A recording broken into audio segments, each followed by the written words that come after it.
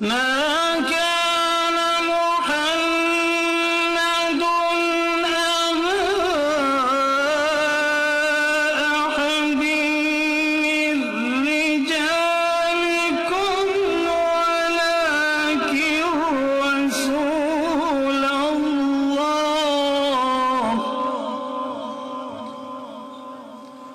ولكن رسول الله وخاتم النبيين. الرجيم.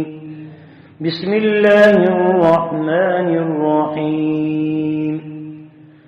الحمد لله فاطر السماوات والأرض جاعل الملائكة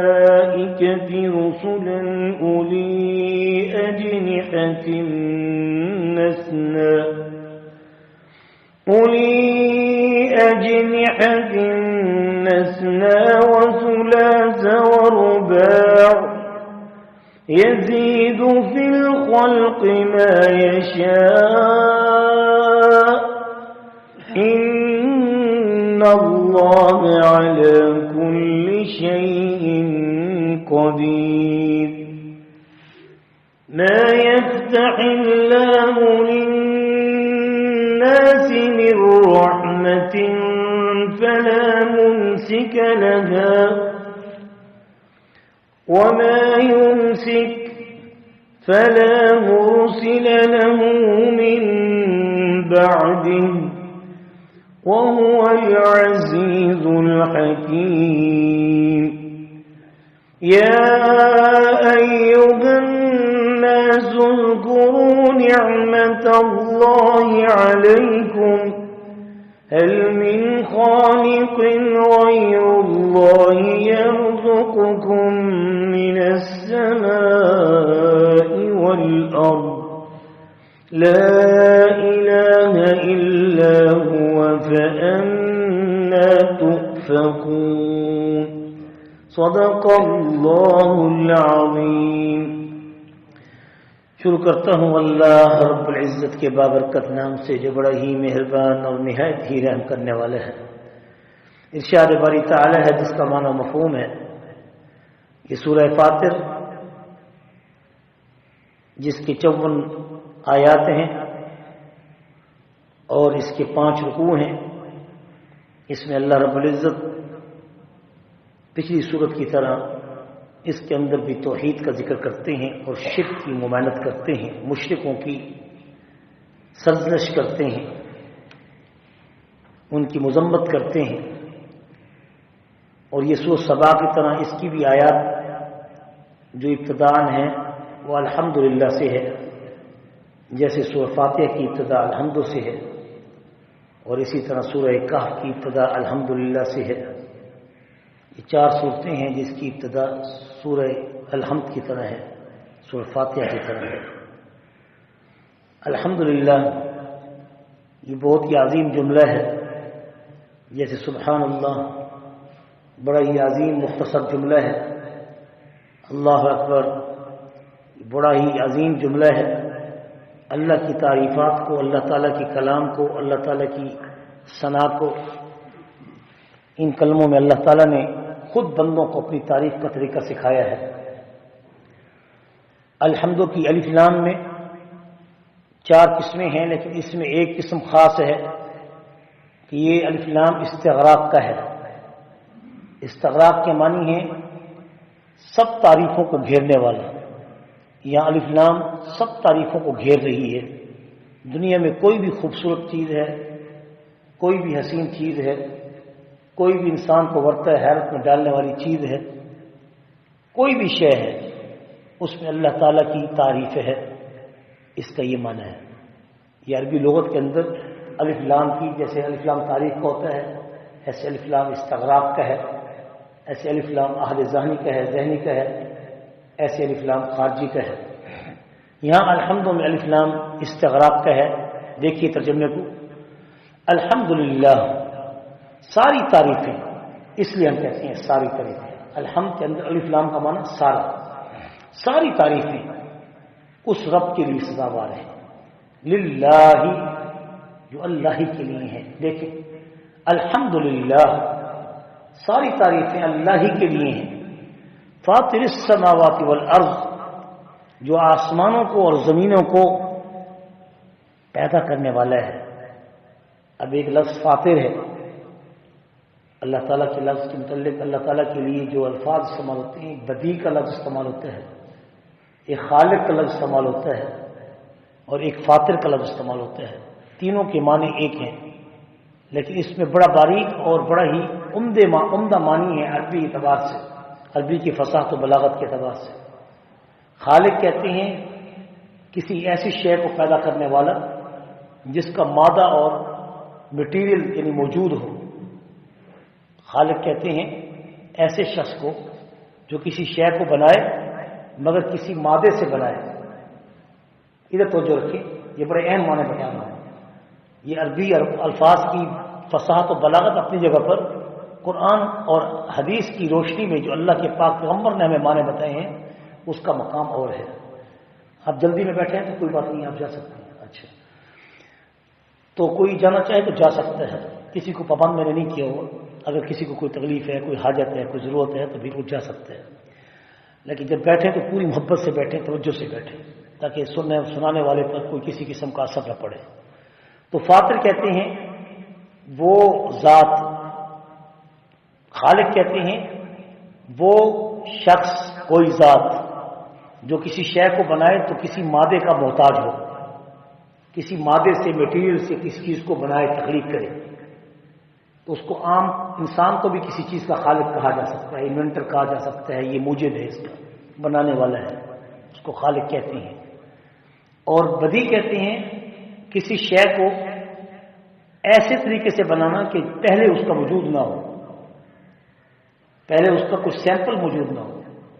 سیمپل دے کر اس چیز کا پیدا کرنا وہ بدیع نہیں کہلاتا۔ بدیع وہ ہے جو بغیر سیمپل کی شے کو بنا کے دکھائے۔ ایک تو چیز ہے پہلے سیمپل بنایا جاتا ہے کہ اس کو ہم ایسے تیار کریں گے، اس کو کہتی ہیں عام خالق۔ اور جو بغیر سیمپل کے کسی شے کا وجود پیدا کر دے اور ایسی شے ظاہر کر دے کہ جس کا علم پہلے نہ ہو، جیسے کہ مثال کے طور پہ اب ہوائی جہاز ہے، ریڈار ہے، وغیرہ وغیرہ ہے، یہ بدیع ہیں لیکن فاطر نہیں ہے۔ فاطر اس ذات کو کہتے ہیں جو بغیر مادے کے اور اثر نو کسی ایسی شے کو اپنے کلمہ کن سے، اپنی طاقت سے، اپنے کمال سے اس کو ظاہر کر دے، اس کو کہتے ہیں فاطر۔ اللہ وہ ہے جس نے آسمان کو بنایا۔ دیکھیے الحمدللہ فاطر السماوات، جس نے آسمانوں کو بنایا، والارض اور زمینوں کو بنایا، کسی مادے کا محتاج نہیں ہوا، وہ کسی مٹیریل کا محتاج نہیں ہوا، کسی سیمپل کا محتاج نہیں ہوا، کن کے کلمے سے اس نے پیدا کرنا شروع کر دیا۔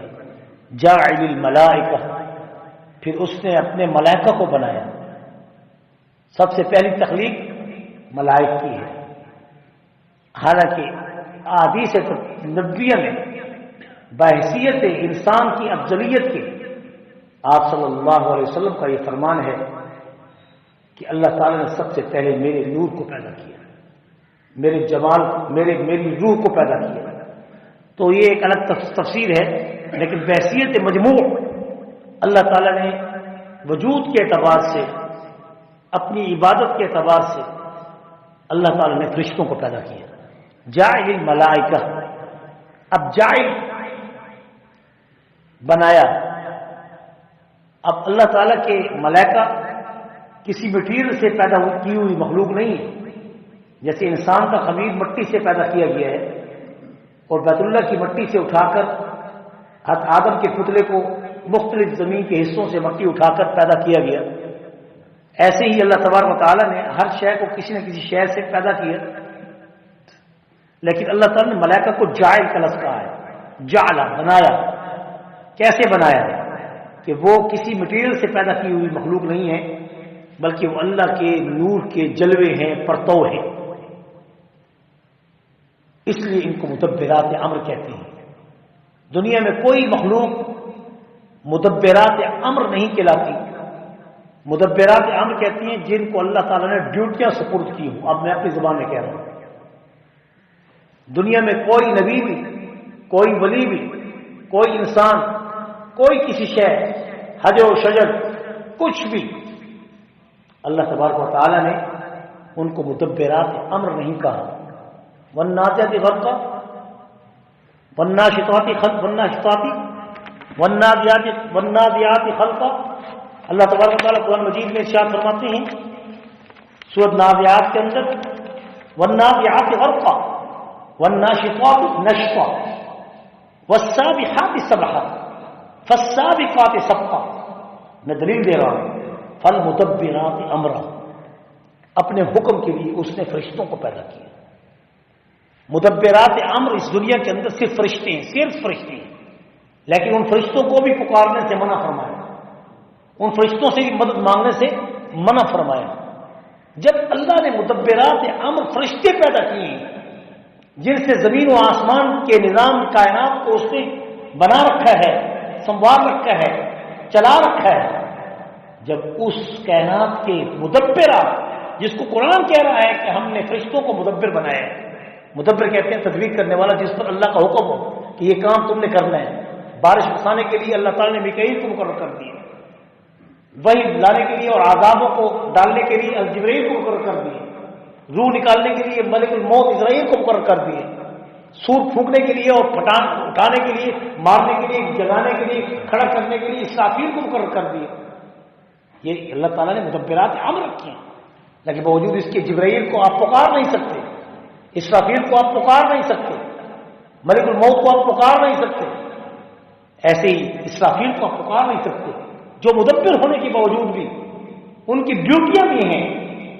جبکہ حضور اکرم صلی اللہ علیہ وسلم نے بھی جب جبرائیل، میکائیل، اسرافیل، ملک الموت کی تائید چاہی تو مدد کے لیے ان کو نہیں پکارا، بلکہ یوں کہا، اللہم ایدہ بروح القدس، اے اللہ اس جبرائیل امین کے ذریعے حسان بن ثابت کی زبان کو اور زیادہ کھول دے۔ یہ نہیں کہا کہ اے جبرائیل حسان بن ثابت کی آواز کو اور بڑھا دے، اس کے علم کو اور بڑھا دے جو میری تعریف کر رہا ہے، نہیں، یہ بڑی قیمتی باتیں ہیں، یہ اصولی باتیں ہیں، یہ نظریاتی باتیں ہیں، یہ عقیدے سے تعلق رکھتی ہیں۔ جہل پیروں کی طرف اور جہل مولویوں کی طرف جا کر اپنے وقت کو ضائع نہ کیا کرو، خدا کے لیے میں یہ کہہ رہا ہوں، سمجھے قرآن کو سمجھے، مت بیٹھے نہ بیٹھے۔ لیکن افسوس ہے ان لوگوں پر جو دین سے دور بھی ہیں اور سمجھتے ہیں کہ ہم تو بہت بڑے عالم ہیں، کس مولوی کی بات کو سن کے ہم نے کیا حاصل کرنا ہے، پھر بیٹھو مدرسوں میں 12 سال لگاؤ، پھر اس کے بعد اپنے آپ کو عالم بنو۔ تمہارا 2 ٹکے کا وکیل جب تک اپنی وکالت کی ڈگری پوری نہیں کرتا اس وقت تک بولنے کا حق نہیں رکھتا، اور تم عام آدمی جس کی بھی مسئلے کی تفسیر سننا شروع کر دو غامدی ٹائپ کی، تو وہ اسلام ہوگا؟ ایسے نہیں ہو سکتا، اس کے لیے بھی چٹائیوں پہ بیٹھنا پڑے گا، روکھی سوکھی کھانی پڑے گی، بغیر پنکھوں کی ہم نے وقت گزارا ہے۔ ہمارے علماء اور طلباء ایسے نہیں ہیں، انہوں نے دین کے لیے اپنی زندگیاں وقف کی ہوئی ہیں، ورنہ وہ بڑے بڑے تھنک ٹینک ہیں، بڑے بڑے تاجر بن سکتے تھے، بڑے بڑے انجینئر بن سکتے تھے، انہوں نے دین کا کام کر کے اللہ اور اس کے رسول کی دین کی حفاظت کی ذمہ داری اللہ نے ان کی ذمہ لگائی ہے، تو انہی سے یہ سب کچھ حاصل کرو۔ تو اللہ تعالیٰ فرما رہے ہیں کہ مدبرات عام فرشتے نہیں، فرشتے ہونے کے باوجود آپ ان کو پکار نہیں سکتے۔ حضور اکرم صلی اللہ علیہ وسلم نے ان کے حق میں یوں کہا کہ اے اللہ جبرائیل امین کی تائید دے، اے اللہ فرشتوں کو اپنی مدد، اے اللہ تیری مدد مانگتے ہیں، فرشتوں کو ہماری مدد کے لیے اتار۔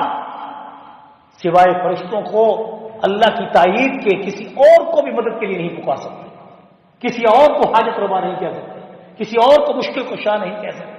یہ بات خوب اچھی طرح ذہن نشین کر لیں کہ اسلام اور دین کسی کی تعبیر اور تشریح کا نام نہیں ہے، یہ میرے محبوب محمد مصطفیٰ اور قرآن مجید کی حقیقی تعبیر اور تشریح کا نام ہے۔ اگر سمجھنا ہے تو قرآن سے سمجھنا ہوگا، اگر ماننا ہے تو حضور کے عمل سے ماننا ہوگا۔ بات ختم۔ بس اسی پر اتفاق کر کے بات کو آگے چلاتے ہیں کہ جاعل الملائکہ، کہ اللہ تعالیٰ نے ملائکہ کو بنایا اپنے نور کے جلووں سے۔ مدبرات امر اللہ نے ملائکہ کو قرار دیا ہے، کسی نبی کسی ولی کو نہیں قرار دیا۔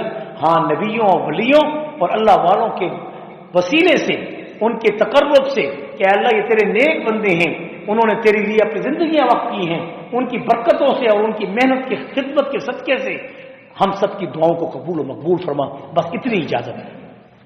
اولی اجنحۃ مثنی وثلاث ورباع۔ اب وہ فرشتے کیا ہیں؟ وہ بھیجے گئے ہیں، رسولن، وہ رسول ہیں سارے کے سارے، وہ سارے کے سارے اللہ کے بھیجے ہوئے ہیں۔